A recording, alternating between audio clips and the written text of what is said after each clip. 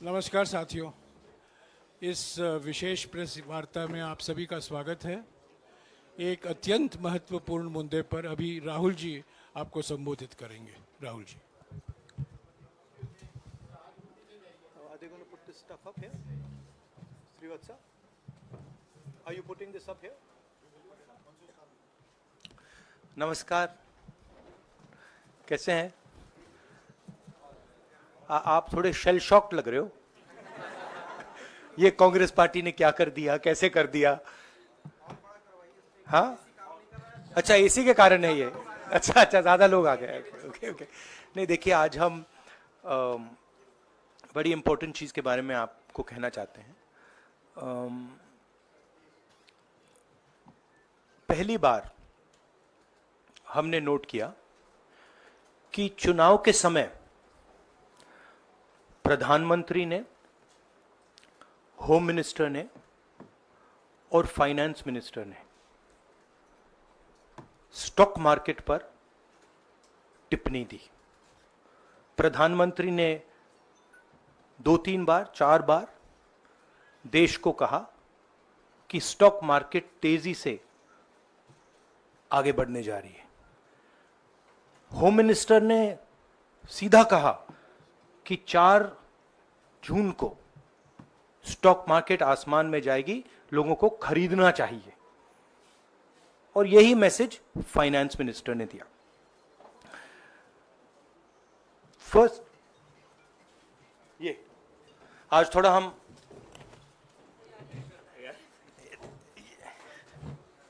तो ये क्रोनोलॉजी है। अमित शाह कहते हैं बाय शेयर्स बिफोर 4 जून। 19 में नरेंद्र मोदी जी कहते हैं stock market will break records on June 4।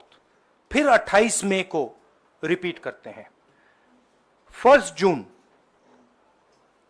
Media झूठे एग्जिट पोल रिलीज करती है। बीजेपी का ऑफिशियल जो इंटरनल सर्वे था वो उनको 220 सीट दे रहा था। तो ये इंफॉर्मेशन बीजेपी के लीडर्स के पास था। इंटेलिजेंस एजेंसीज ने 200 और 220 के बीच में सरकार को बताया था कि उनकी सीट्स आ रही हैं। 3 जून को स्टॉक मार्केट सारे रिकॉर्ड तोड़ देता है और 4 जून को खटाक से स्टॉक मार्केट अंडरग्राउंड चला जाता है। अगला स्लाइड दिखाइए जरा। ये देखिए, 31 मई मैसिव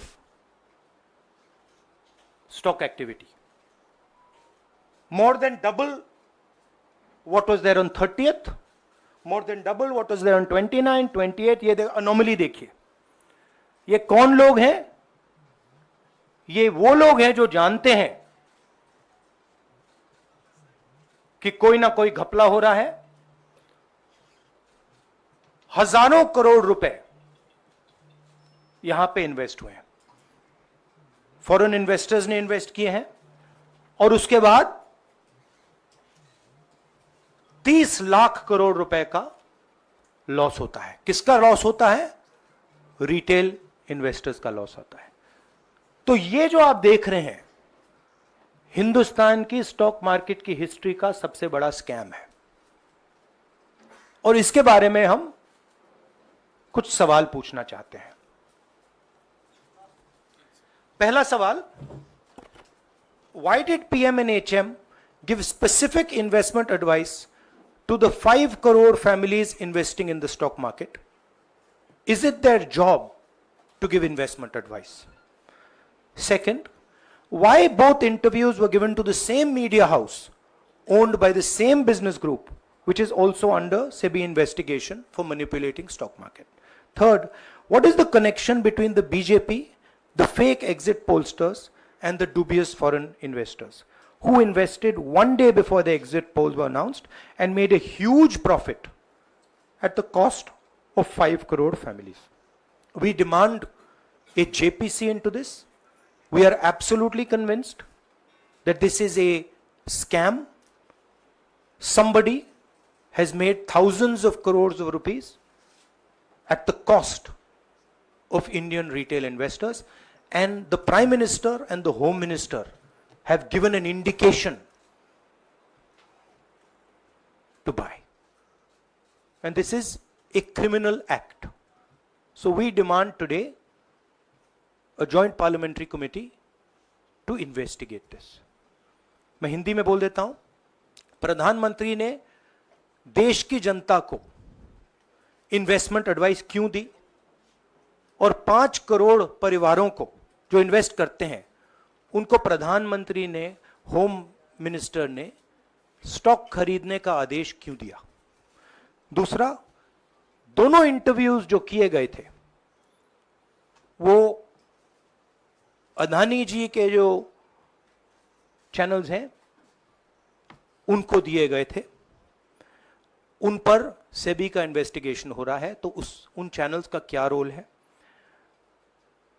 और बीजेपी के बीच में जो फेक एग्जिट पोलस्टर्स हैं और ये जो फॉरेन इन्वेस्टर्स हैं, इनके बीच में क्या कोई रिश्ता है, और अगर रिश्ता है तो क्या है. हम जेपीसी चाहते हैं, हम इन्वेस्टिगेशन चाहते हैं, और देश इसकी सच्चाई जानना चाहता है. धन्यवाद. शुक्रिया राहुल जी. साथियों, अभी अभी राहुल जी ने आपको स्पष्ट तरीके से क्रोनोलॉजी समझ लिया है. बार बार गृह मंत्री कहते थे अब क्रोनोलॉजी समझिए. आज राहुल जी ने देश को क्रोनोलॉजी समझाया है. इसके ऊपर अगर आपके सवाल हैं तो एक एक करके आप पूछिएगा, एक एक करके पूछिएगा. I haven't said the chronology in English, so I'll say the chronology in English. 13th May 2024, the Home Minister says, buy shares before 4th of June. This is a clear indication to retail investors and others to buy stock. 19th May, for the first time, and then repeatedly until the 28th May, the Prime Minister says that the stock market is going to break records on 4th June. Finally, on 1st June, completely fictitious exit polls are released. These investors are given a completely wrong impression. And on the 3rd of June, as we all know, the stock market breaks all records and then crashes on the 4th of June. Whoever has made money as the stock market rose and also as the stock market crashed. And we are interested in having a joint parliamentary committee, a JPC, to investigate the role of the Prime Minister, the role of the Home Minister, role of BJP members, and also those people who have done these fake exit polls. And finally, we want to understand who are the people, these foreign investors, who did these trades. So we want an investigation for that. शुक्रिया राहुल जी. हाँ संजय. राहुल जी, इससे पहले भी आपने Adani issue पे JPC पिछली लोकसभा में मांग की थी, तो क्या आप चाहेंगे कि ये इशू और हिंडनबर्ग इशू दोनों कंबाइन हो और दोनों की जांच हो? ये जो इशू है, this is a broader issue than just the Adani issue. It is connected to the Adani issue, but this is a much broader issue. This is directly the Prime Minister of India, Home Minister, who are privy to data on actual election results, who have IB reports, who have their own data, who are advising retail investors to buy stock on the 4th. This has never happened before. And by the way, the Prime Minister has never commented on stock market before this. This is the first time the Prime Minister has commented, very interestingly. And multiple times, one after the other, saying that stock market is going to boom, stock market is going to boom, stock market is going to boom.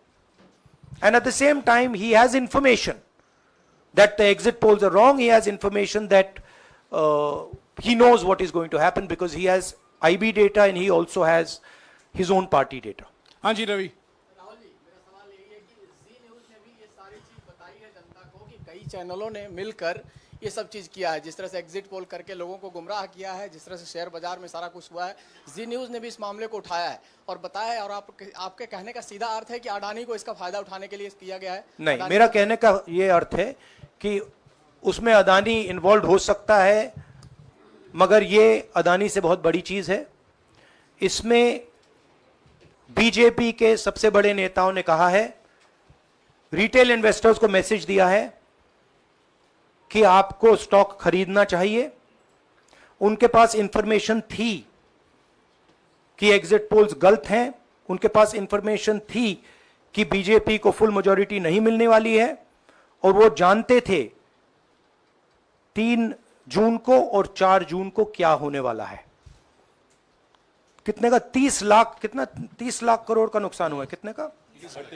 30 lakh crore रुपए का नुकसान हुआ है और हजारों लाखों करोड़ रुपए का चुने हुए लोगों को फायदा हुआ है। और हम इंक्वायरी चाहते हैं प्रधानमंत्री पर, होम मिनिस्टर पर, जिन्होंने एग्जिट पोल किया उन पर, और ये जो फॉरेन इन्वेस्टर्स हैं उन पर। हाँ शेमिन।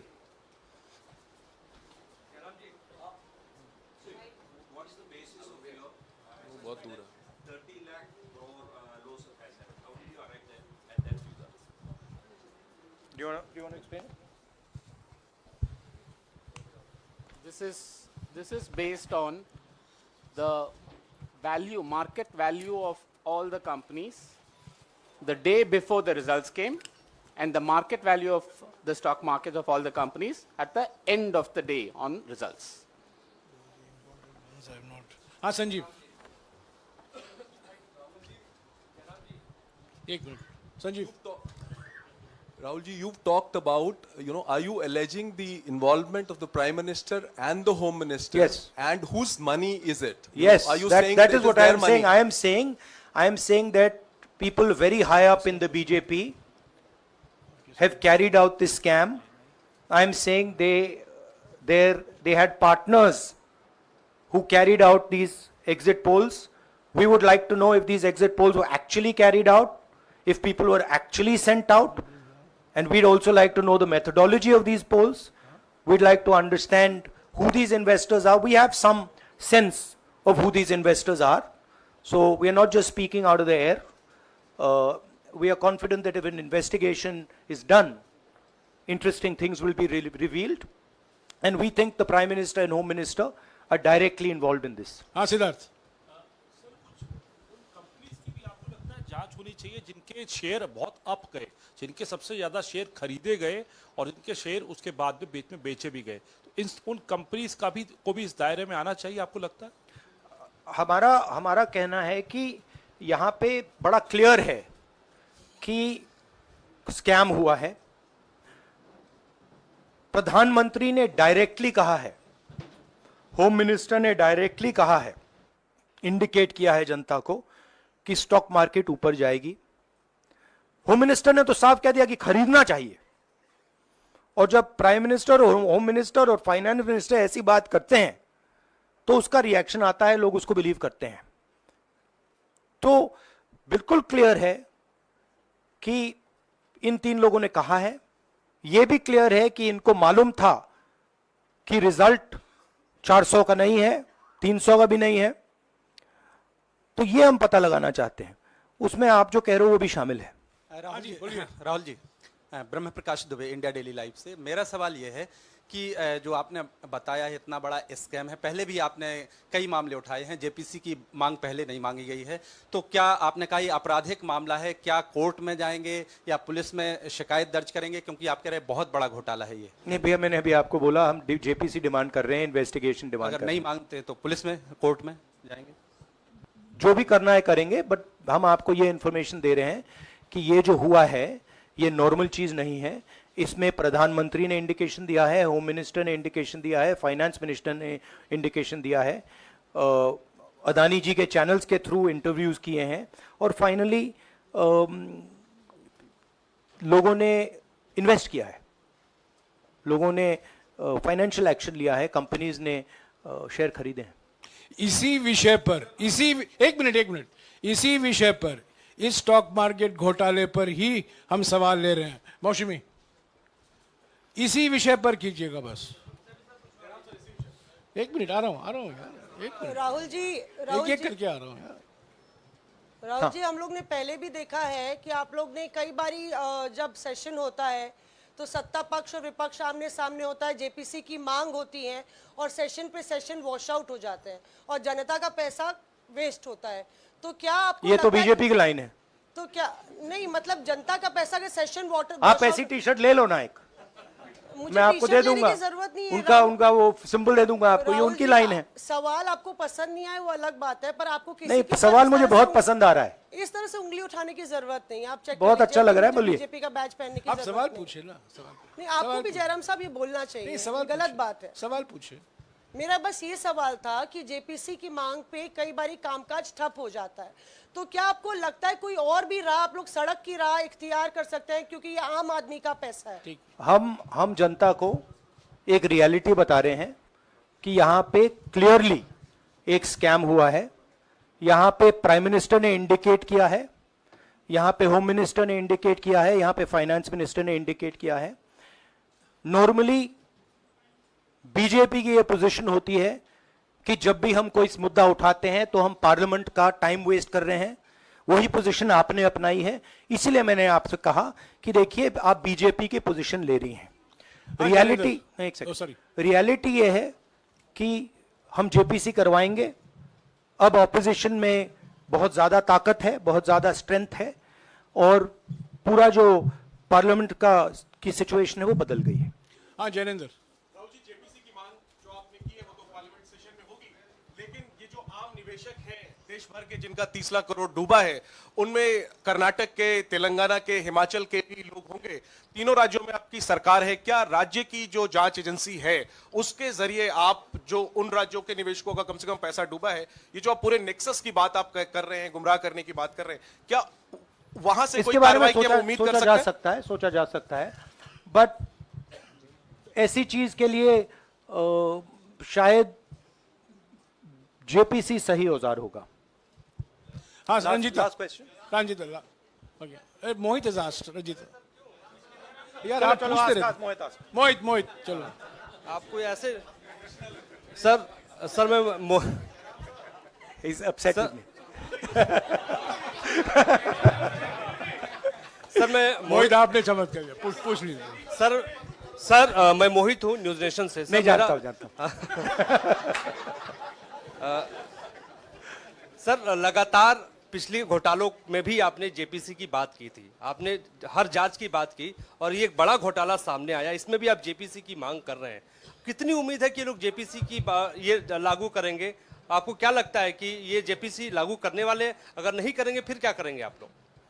नहीं, हम प्रेशर लगाएंगे, डालेंगे, बट मुझे लगता है कि जो पहले राजनीतिक सिचुएशन थी, जिस इंप्यूनिटी के साथ प्रधानमंत्री पहले काम करते थे, मुझे लगता है वो अब खत्म हो गया है, तो दूसरा नतीजा आएगा। राहुल जी, ये आखिरी है क्या, और दो लेंगे? ये आखिरी है, आखिरी। ये आखिरी हो गया, इन्होंने कह दिया आखिरी। ओके रंजीता।